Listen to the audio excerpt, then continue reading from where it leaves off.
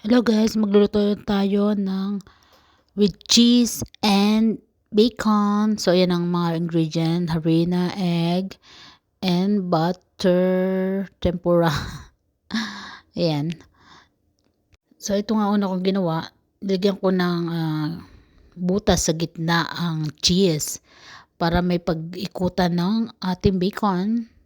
So makikita nyo ang procedure guys yan. O yan, tinanggal ko yung nasa gitna. And then inikot-ikot ko yung bacon dyan. Yan, yan ang magiging shape niya. Parang burger, ganon. So sa mga cheese lover dyan, ito na ang para sa inyo. Napakasarap. Hindi ako masyadong fan ng cheese. Kaya good to sa mga mahilig sa cheese. Yan na nga, ready to cook.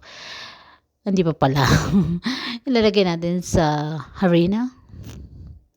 Ayan, para naman magdikit-dikit sila. Tapos, lagay natin sa egg. Ayan. And then, after nyan, ilalagay na natin sa butter tempura. Ayan. Nasa inyo naman yung kung powder or medyo mix nyo ng ano. Depende na yung sa huling coating. Depende na yung sa inyo guys. Basta kung gusto nyo crunchy, marami dyang option. Alam nyo na yon.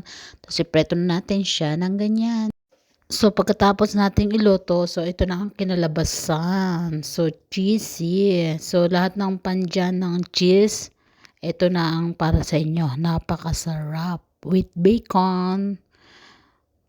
Ganyan ang procedure. Ganyan kadali lang guys. Oh, cheesy. Thank you for watching.